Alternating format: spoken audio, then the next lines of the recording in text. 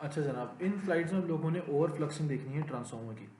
अब इस चीज़ में आप देख सकते हैं कि यूजुअली हमारे पास ट्रांसफार्मर जो है उसकी वोल्टेज जो है वो फ्लक्स के हिसाब से इस इक्वेशन की तरफ बाइंड होती है, जो हम लोग के यहाँ पे लेफ्ट हैंड साइड पे गिवन है, V is equals to 4.445 M F into capital of N. अब हमारे पास यहाँ पे V हमारे पास वोल्टेज है, RMS वोल्टेज है, फ्रीक्वेंसी है, एन नंबर ऑफ टर्न्स है, 5M जो हमारे पास मौजूद है, ये हमारे पास फ्लक्स है जो कि ट्रांसफार्मर के फ्लक्स की बारे में फ्लक्स को डिनोट कर रहा है। अब अगर हम बात करें ऐसी कंडीशन की जहां हमारे पास फ्रीक्वेंसी कांस्टेंट रहती है ट्रांसफार्मर पे, ठीक है, और हमारे पास ओवर वोल्टेज होने लग जाता है, तो अब उसमें होता क्या है कि ट्रांसफार्मर का कोर जो है वो उस पर हायर फ्लक्स मतलब it is subjected to a higher flux. ठीक है, इसकी वजह क्या है, in order to support the higher applied voltage ये जो है ज़्यादा से ज़्यादा फ्लक्स को ड्रॉ करना स्टार्ट कर देता है।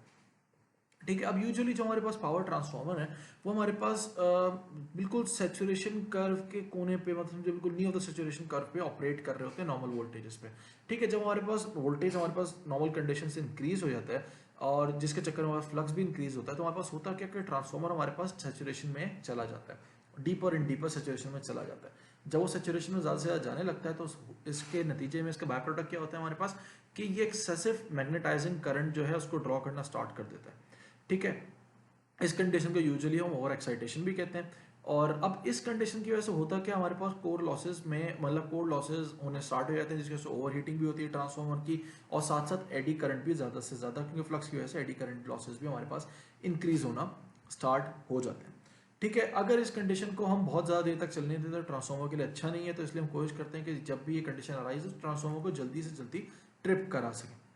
ठीक है, अब इस कंडीशन में क्योंकि आप लोग देख सकते हैं राइट हैंड साइड पे हम लोगों ने ग्राफिकल डायग्राम के थ्रू बताया हुआ है, तो ऑब्वियसली इसमें वोल्टेज और फ्रीक्वेंसी का ही रेशियो कोई ना कोई चल रहा है। ये कंडीशन हमारे पास दो तरह से अराइज हो सकती है, या तो हमारे पास फ्रीक्वेंसी कांस्टेंट है और वोल्टेज इंक्रीज कर रहे हैं, किसी वजह से हमारे पास सिस्टम की फ्रीक्वेंसी भी ड्रॉप हो जाती है, तो भी हमारे पास सेम कंडीशन अराइज हो सकती है।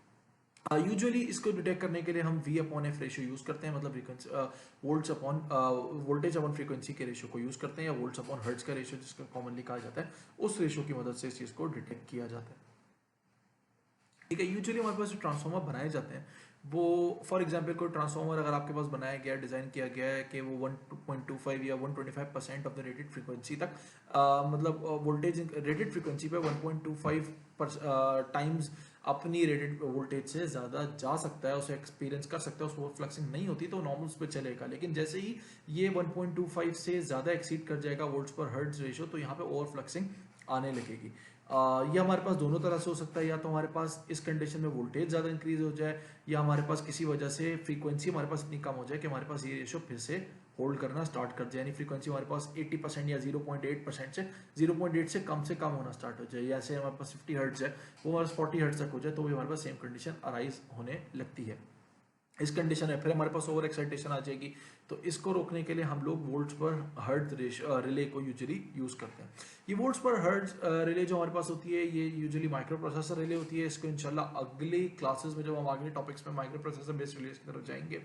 तो उसको डिस्कस करेंगे कि किस तरह बनती है और किस तरीके से ये सारी की सारी चीज़ें आती हैं। ठीक है, तो इसको हम लोगों ने फॉल्ट को जल्द अज जल्द एक तरह से इसको ख़त्म करना है, और कोशिश करते हैं कि इसको रेटेड एरिया पे फिर से इसके लेके आएँ, या फिर इसकी allowable frequency volt upon frequency ratio पे लेके आएँ। तो कोशिश हम ये करते हैं कि ज़्यादा से ज़्यादा जल्दी से जल्दी इस चीज़ को हम बंद कर दें। इसी चीज़ के कॉमन एग्जाम्पल जो लास्ट टाइम जो आप कॉमनली देख सकते हैं